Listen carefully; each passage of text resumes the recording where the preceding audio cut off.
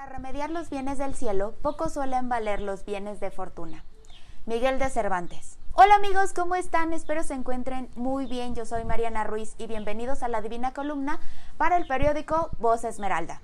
Hace unos días estaba platicando con mi papá y me dijo, oye, ¿por qué no hablas de series o de películas? Entonces me acordé de una serie que estoy viendo que me recomendó mi amigo el Chico Blink. Saludos Chico Blink, mi Leo favorito. Se llama Peaky Blinders y se trata de unos traficantes de alcohol, de tabaco, de todo negocio ilícito del periodo entre guerras en Birmingham, Reino Unido. El personaje principal, Tommy Shelby, y sus hermanos vivieron la Primera Guerra Mundial en 1914. Ellos estuvieron en Francia y esta serie me hizo recordar las pinturas de Otto Dix, el expresionismo alemán. Él plasma la experiencia de las trincheras en la Primera Guerra Mundial y también me hizo recordar mucho a la película 1917, que habla de la historia no militar, sino cultural, ¿no? Cómo vivieron los jóvenes la vida cotidiana en las trincheras.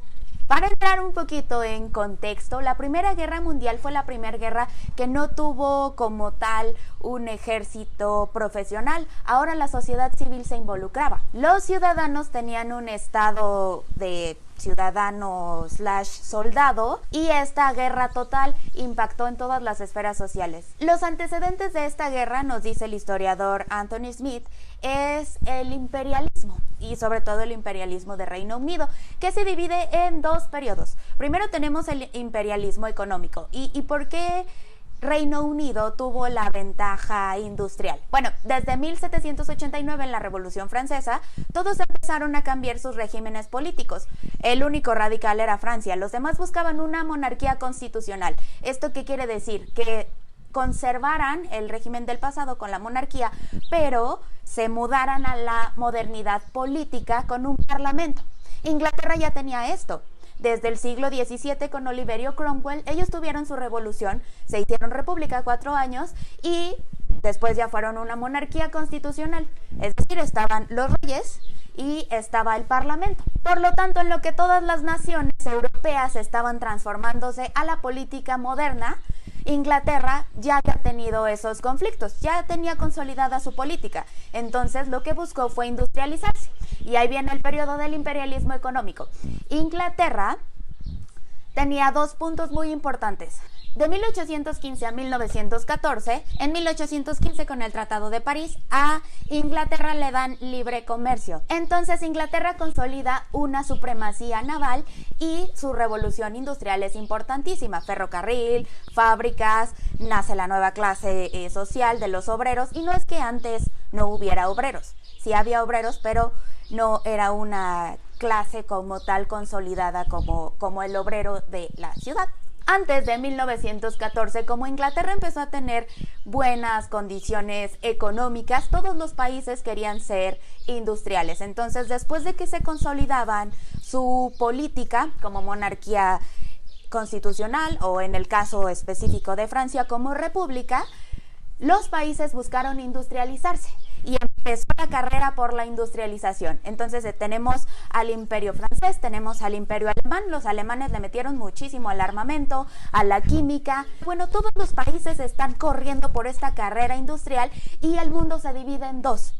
En el primer mundo, el mundo desarrollado, y en el tercer mundo, que todavía en la época no estaba como tal esta definición del tercer mundo. Esta definición como tal del tercer mundo surge en los años 30 con las independencias de África. Y esto tiene mucho que ver porque como los países no tenían materia prima, por ejemplo Francia, buscaban territorios en África para tener estos recursos, la materia prima, y fundaron colonias.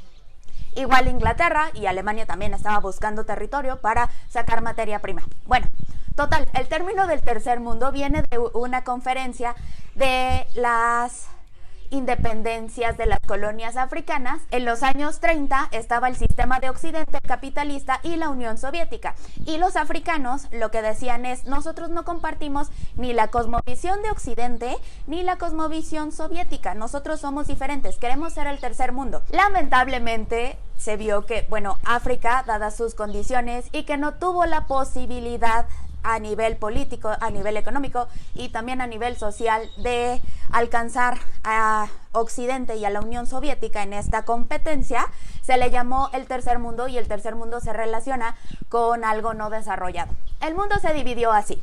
El mundo se encuentra en esta situación. La sociedad vive una transformación enorme en la esfera pública y en la esfera privada. Ok, ahora sí entremos a un breve contexto de la Primera Guerra Mundial. Para entender bien la Primera Guerra Mundial en historia militar, tenemos dos causas que son muy importantes. La primera son las causas nacionalistas. ¿Y esto qué quiere decir? Que los conflictos internos se reflejan al exterior. Y la segunda son las causas imperialistas externas. ¿Esto qué quiere decir? Que las potencias ya industrializadas quieren buscar materia prima y se pelean los territorios, como habíamos dicho de Francia, que no tiene materia prima, entonces está buscando territorios en África. Causas nacionalistas: Francia versus Alemania. Alemania es una monarquía constitucional, pero no está centralizada y está bloqueada por Francia y por Reino Unido. Del otro lado también tiene a Rusia. Alemania no está centralizado y está compuesto por pequeños territorios y varias comunidades que no son germánicas.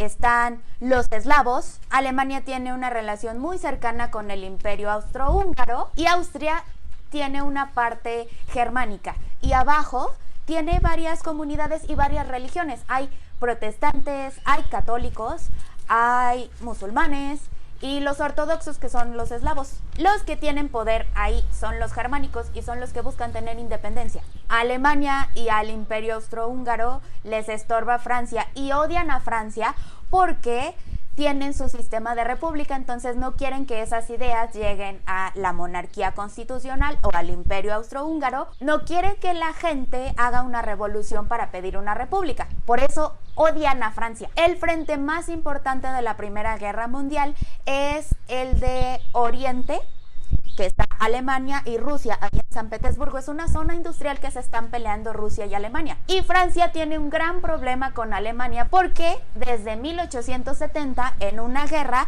ellos pierden el territorio de Alsacia y Lorena.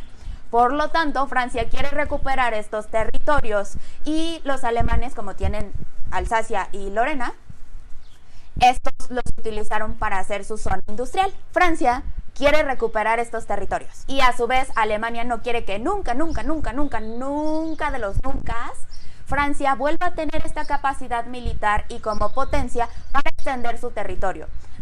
Esto desde las guerras napoleónicas. Dicen, ya no queremos otro Napoleón nunca más. Este es como un primer nivel, pero hay varias capas de este conflicto. Italia se unificó en 1870, pero tenía un conflicto con Austria por sus territorios del norte. Se estaban peleando la zona de Lombardía. Entonces Italia también tenía razones para luchar por su frontera. Los serbios en particular son eslavos y buscan salir del Imperio Austrohúngaro, tener su independencia. La chispa que desata la Primera Guerra Mundial es el asesinato del archiduque Francisco Fernando en Serbia.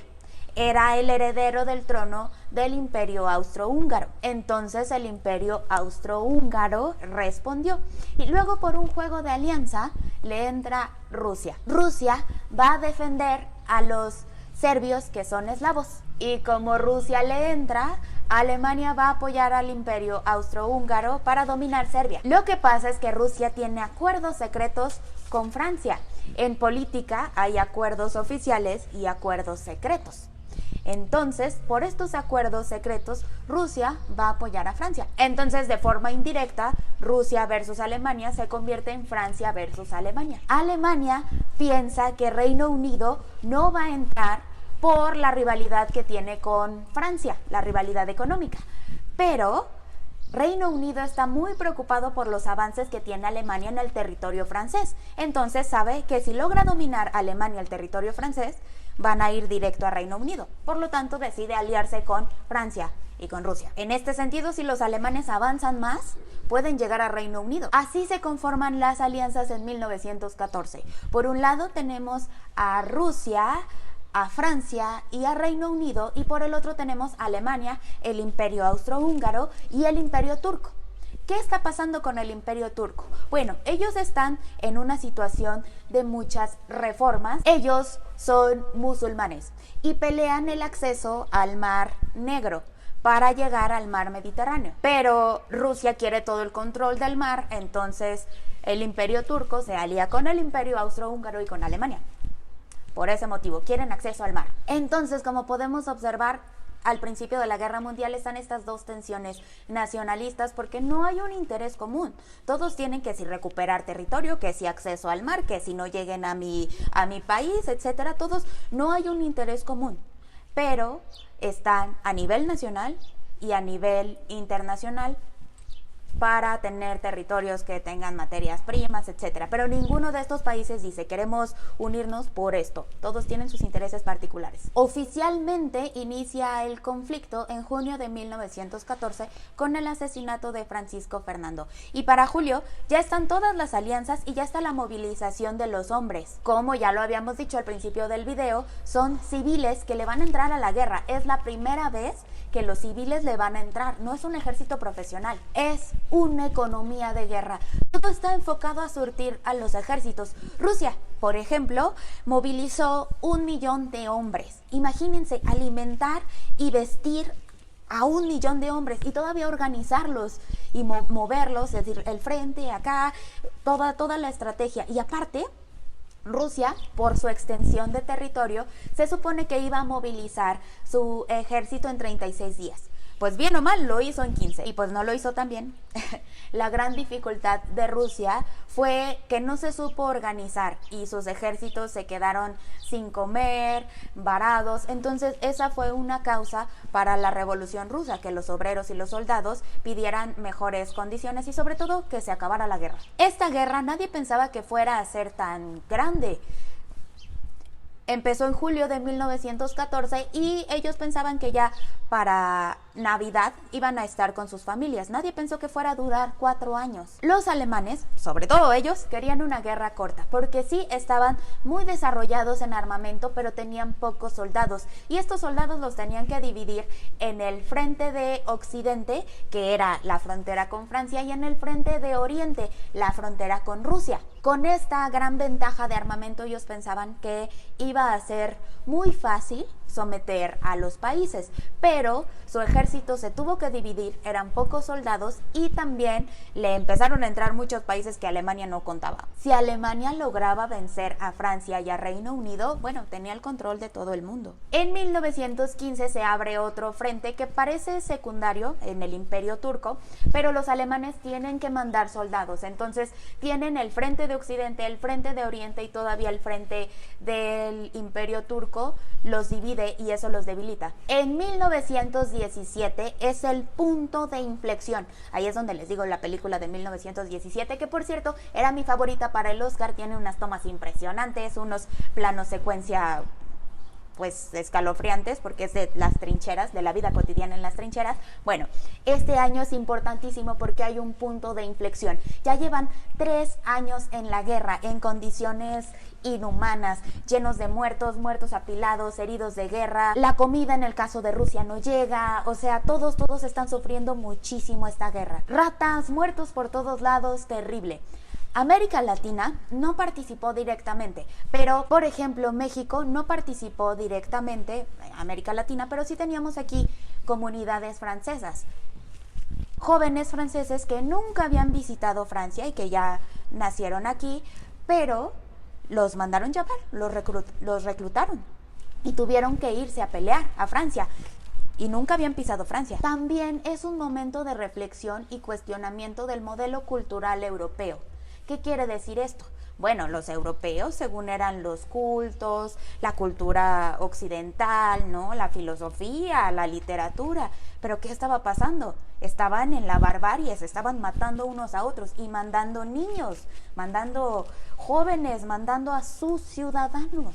En 1917 también empieza la Revolución Rusa, donde los soldados y los obreros piden mejores condiciones y piden que se acabe la guerra. Esta fue una de las propuestas de Lenin, que se acabara la guerra. La Revolución Rusa eso pedía, acabar con la guerra, mejores condiciones para los obreros, para los soldados, para toda la población y derrocar al zar. y en 1918 Lenin logra firmar con Alemania, que ya no va a querer extensión de territorios, pero quiere salir de la guerra, quiere un tratado de paz, y lo logra a principios de 1918. Por lo tanto, en 1917, más o menos a finales, Alemania ya solo cuenta con el frente de Occidente. Pero ¿qué pasa?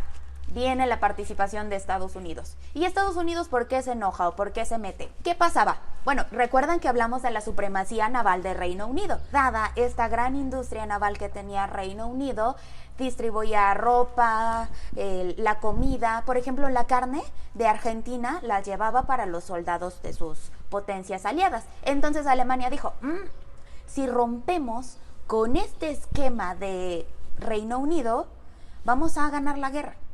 Y empieza la guerra submarina. Es el principio de los submarinos. Y empiezan a echar torpedos a todos los barcos parejo. Y Estados Unidos también tiene este comercio de la guerra. Acuérdense, es una economía de guerra. Y Alemania agarra parejo. Entonces le empieza a pegar a los barcos estadounidenses. Estados Unidos apenas está desarrollando su industria. Esa es una de las causas por la que Estados Unidos entra a la guerra, porque el comercio norteamericano estaba en peligro, pero también algo que nos concierne a nosotros, a México. ¿Qué pasa con México? Bueno, México en esos años estábamos en el periodo carrancista. Teníamos una posición neutral. No apoyábamos a nadie. De hecho, teníamos nuestros propios problemas. Guerra civil, ¿no? Conflictos. Acabábamos de promulgar nuestra Constitución de 1917 y estaba Carranza. Total, a Carranza lo han acusado mucho de germanofilia, pero no, la verdad es que teníamos una posición neutral. Y entra el famoso telegrama Zimmermann. ¿Qué es esto? Bueno, Alemania manda un telegrama a México para que los apoye en la guerra y le promete a México que regresarle los territorios que había perdido. Los que todos sabemos, Arizona, Texas y parte de California. Total, este telegrama nunca llegó porque lo interceptó Estados Unidos. Y Estados Unidos dice, no, ya, a ver, estos alemanes están cañones, esta es la chispa, la gota que derramó el vaso. Imagínense qué hubiera pasado si llegaba el telegrama a México, si lo hubiera recibido Carranza. Imagínense, está muy interesante plantearse esa pregunta, ¿no? A partir de 1917, Estados Unidos entra a la guerra y esto catapultó a Alemania. Prácticamente la entrada de Estados Unidos, pues, desgastó muchísimo a Alemania e hizo que perdieran la guerra en 1918. Como pueden ver, fue una guerra total. Estuvimos involucrados todos, directa o indirectamente, incluso México, por el telegrama que no llegó, pero estábamos ahí en la mesa. Y es que Estados Unidos entró por este tema de su comercio y su industria, pero también quería evitar todo un despapalle en el continente americano. Ok, me extendí un poco en esta historia militar, pero creo que es importante saber el contexto y así podemos ver con otros ojos Peaky Blinders o la película 1917, y hay otra de Kubrick. Hay muchísimas películas que, bueno, podemos entender ahorita el contexto. Y en el segundo video de la Primera Guerra Mundial nos vamos a ir ahora sí con la historia cultural, con la historia de la vida cotidiana, que es mi mero mole, la historia de las familias. ¿Qué pasó con las mujeres? ¿Qué pasó con los hombres? ¿Cómo era la vida cotidiana en las trincheras? Con los hombres, por ejemplo, en las trincheras no había clases sociales. Había gente de todos los niveles y todos convivían en la trinchera. ¿Cómo era la trinchera en la vida cotidiana? ¿Y qué pasó con las mujeres? Esta generación se le conoce como la generación de los hombres perdidos. Los esposos, los prometidos, los hermanos, todos los hombres se fueron a la guerra. ¿Y qué pasó? Bueno, las mujeres empezaron a tomar los puestos que tenían los hombres. Anteriormente, sobre todo en Inglaterra, las mujeres solo hacían trabajo doméstico. Y ahora las mujeres eran obreras, trabajaban en el gobierno, en el comercio, muchísimas cosas que cambiaron. Y eso hizo que las mujeres se empoderaran, quisieran o no, y empezaran a pedir derechos, que empezaran a pedir el voto, que empezaran a pedir derechos laborales, etcétera. Y los niños también, ¿qué pasó con estos niños? Que les tocó despedirse de sus hermanos, de sus papás, de sus tíos, recibir las noticias de los muertos, vivir en una situación donde te tienes que acostumbrar al sonido de las balas, al sonido de las bombas. Todo esto y las pinturas de Otto Dix también en el próximo video de la Primera Guerra Mundial. Hasta aquí el video de hoy, amigos, espero les haya gustado, no se pierdan el siguiente video. Yo soy Mariana Ruiz, esto fue La Divina Columna para el periódico Voz Esmeralda. Cuídense mucho, les mando un fuerte abrazo, ya casi salimos de esta. Mucha fuerza. Adiós.